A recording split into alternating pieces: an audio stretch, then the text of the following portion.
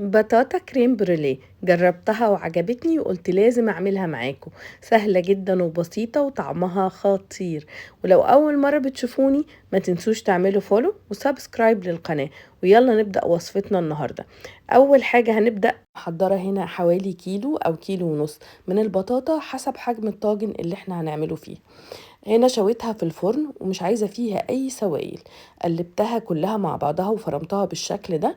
ممكن أضيف عليها سكر عادي، حليب مكثف، محلى، صوص كراميل زي ما بتحبوا لو هي مش حلوة قوي. بعد كده هاخدها واحطها في الطاجن اللي انا محضراه.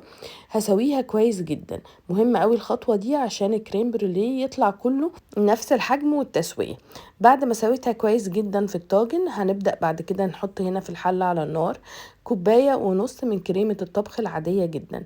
وكمان هضيف عليهم نص كوباية من الحليب أو اللبن الطازة. مهم قوي المكونات تبقى بدرجة حرارة الغرفة.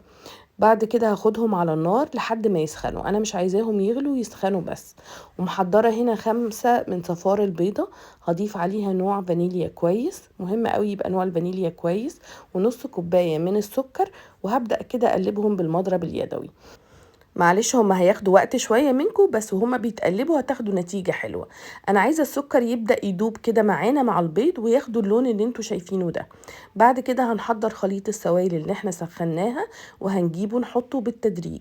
هنضيفه على البيض بالتدريج تماما علشان انا مش عايزة البيض يستوي مننا. هضيفه بالتدريج مع التقليب المستمر. وكل المقادير بالظبط هكتبها لكم تحت الفيديو.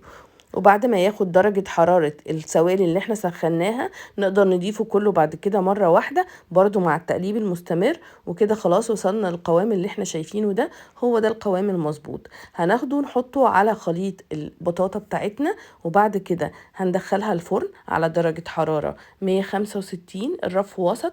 مهم قوي نحط صينية تحتها علشان تستوي صح. هتاخد من 40 ل 45 دقيقة. وبعد كده رشة سكر على الوش ونفتح الشواية عشان تاخد اللون اللي انتوا شايفينه ده. وطبعا لو عندكم مسدس الكهرباء بيطلع حلو جدا وبيديها لون وقرمشة حلوة قوي. خلاص كده وصفتنا جاهزة، نسيبها تبرد خالص خالص تماما وتتقدم عشان الكريم بروليه يكون مسك نفسه. جربوها ومتأكدة هتحبوها ومتأكدة هتعجبكم. ولو أول مرة بتشوفوني ما تنسوش تعملوا فولو وسبسكرايب للقناة. ومستنية تطبيقاتكم. ولو عجبكم الفيديو ما تنسوش تعملوا لايك وشير لكل اصحابكم.